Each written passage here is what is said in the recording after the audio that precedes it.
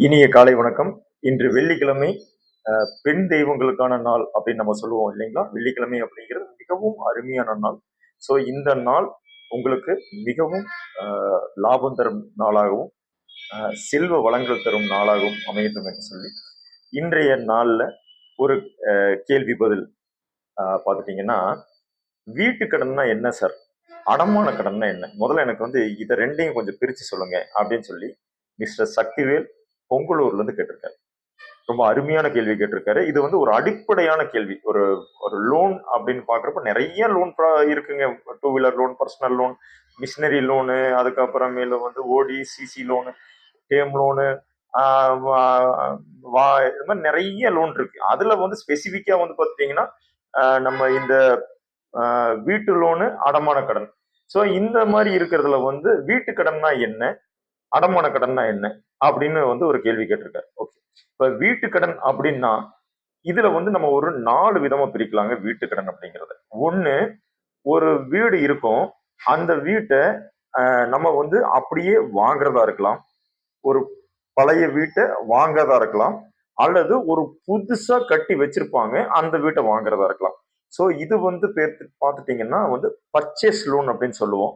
இதுவும் வந்து வீட்டு கடனுக்குள்ள தான் வருங்க. சரிங்களா? பர்ச்சேஸ் லோன் இது வாங்குறது. அடுத்தது நம்மகிட்ட ஒரு இடம் இருக்கும். அந்த இடத்துல நம்ம வந்து ஒரு வீடு கட்டணும் அப்படின்னு நம்ம நினைக்கிறப்போ, இது கட்டுமான கடன் அப்படின்னு வரும். கன்ஸ்ட்ரக்ஷன் லோன்னு சொல்லுவாங்க. இதுவும் வந்து பார்த்துட்டீங்கன்னா, வீட்டு கடனோட உட்பிரிவுக்குள்ள வரும். அடுத்தது வந்து பார்த்தீங்கன்னா, எக்ஸ்டென்ஷன் லோன். அவரு வந்து ஃபர்ஸ்ட் ஒரு 1 பிஹெச்கே தான் இருக்கும். அவரு அளவா அவ்வளவுதான் கையில வச்சிருந்திருப்பாரு. அதுக்கு அளவா கட்டிட்டாரு. இப்போ லோன் போட்டு இன்னொரு பெட்ரூம் ஒண்ணு சேர்த்தலாம். அல்லது முன்னாண்ட வந்து ஒரு கார் பார்க்கிங்க்கு ஒரு போர்டிகோ ஒண்ணு கட்டலாம். இல்ல மேல ஒரு போர்ஷன் கட்டி வாடகைக்கு விடலாம்னு நினைக்கிறாருன்னு வச்சுக்கோங்க. அது பேர் வந்து நம்ம வந்து எக்ஸ்டென்ஷன் லோன்னு சொல்லுவோம். அதுவும் வந்து இந்த வீட்டு கடனுக்குள்ள தான் வரும். 4வதா விஷயம் வந்து பார்த்தீங்கன்னா வந்து ரெனோவேட் பண்றது. ரெனோவேட் பண்றது அப்படிங்கிறது என்னன்னா வந்து ஒரு வீடு இருக்கும். அத வந்து பார்த்துட்டீங்கன்னா சின்ன சின்ன ரூமா கட்டியிருப்பாங்க. இல்ல இடையில இருக்கிற செவுத்த எடுத்துட்டு வந்து நம்ம வந்து பெருசா அத பெருசு பண்ணணும். அப்படிங்கிறப்ப அதுல ஏற்படக்கூடிய அந்த ரெனோவேட் ப்ராசஸ் இருக்கு இல்லைங்களா?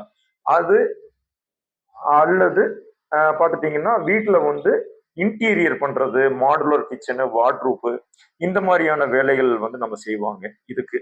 இது அழகுபடுத்துறது, ரெனோவேட் அழகுபடுத்துறது சம்பந்தமான இது பண்றதுக்கு நம்ம வந்து ரெனோவேஷன் லோன் அப்படின்னு சொல்லுவோம். இது எல்லாமே வந்து பார்த்தீங்கன்னா, வீட்டுக்கடன் அப்படிங்கிற ஒரு பிரிவுக்குள்ள வரும். அடுத்தது வந்து பார்த்தீங்கன்னா, அடமான கடன். அடமான கடன் அப்படிங்கிறது என்ன அப்படின்னு பார்த்துட்டீங்கன்னா, இது வந்து ஒரே ஒண்ணுதாங்க. அடமானம் ஒரு நம்மகிட்ட ஒரு வீடு இருக்கும். அது வந்து ஓட்டு வீடா இருக்கும், சீட்டு வீடா இருக்கும், தார்சு வீடா இருக்கும். அந்த வீட்ட நம்ம வந்து நம்மளுடைய தேவைகளுக்கு நம்ம என்ன பண்றோம்னா வந்து ஒரு அடமானம் பண்றோம். இப்போ ஒரு பிரைவேட் ஃபினான்ஸ்காரர் இருப்பாரு.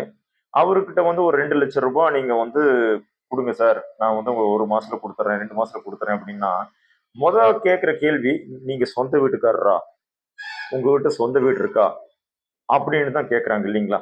ஸோ இது என்னன்னா, அந்த பணம் நீங்க வந்து எதுக்கு வேணாலும் பயன்படுத்தலாம். உதாரணத்துக்கு வந்து பார்த்துட்டீங்கன்னா, ஆ குழந்தையோட எதிர்கால கல்விக்கு அந்த அடமானம் வச்சு வரக்கூடிய பணத்த நீங்க எந்த பர்ப்பஸ்க்கு வேணாலும் யூஸ் பண்ணிக்கலாம். கல்விக்கு யூஸ் பண்ணிக்கலாம். குழந்தையோட ஆ திருமணத்துக்கு யூஸ் பண்ணிக்கலாம். அல்லது மருத்துவ செலவினங்களுக்கு யூஸ் பண்ணிக்கலாம்.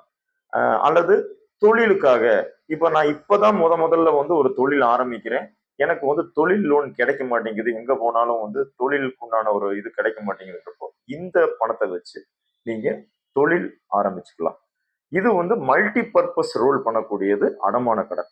ஆனா, அதே நீங்க வீட்டு கடனுக்குள்ள வந்துட்டீங்க அப்டின்னா, எந்த பர்ப்பஸுக்கு நீங்க லோன் வாங்குறீங்களோ, அந்த பர்ப்பஸுக்கு மட்டும் தான் அத யூஸ் பண்ண முடியும்.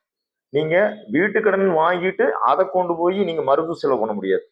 நீங்க ரெனோவேட் பண்றேன் அப்படின்னு சொல்லிட்டு பணத்த வாங்கிட்டு, அத கொண்டு போய் நீங்க வந்து அ வீடு வாங்க முடியாது. ஸோ வீடு வாங்குறதுன்னா, வீடு வாங்குறதுக்கு தான் யூஸ் பண்ணணும். கட்டுமானம்னா, கட்டுமானத்துக்கு யூஸ் பண்ணணும். எக்ஸ்டென்ஷன்னா, எக்ஸ்டென்ஷனுக்கு மட்டும் தான் யூஸ் பண்ணி ஆகணும். ரெனோவேட்ன்னா, ரெனோவேட்டுக்கு மட்டும் தான் யூஸ் பண்ணணும். ஸோ வீட்டுக்கடன் அப்படிங்கிறது, அந்த பர்ப்பஸுக்கு ஏத்த மாரி வாங்குறது வீட்டுக்கடன். அடமான கடன் அப்படிங்கிறது, அந்த என்ன பர்பஸா வேணாலும் இருக்கலாம். ஆனா தொகை அப்படிங்கிறத உங்களுக்கு லம்சம் அமௌண்ட் குடுத்துருவாங்க. அந்த பணத்த நீங்க வேற எதுக்கு வேணாலும் யூஸ் பண்ணிக்கலாம். இதுதான் இது 2 பேருக்கு இருக்கக்கூடிய வித்தியாசம். நன்றி. வணக்கம்.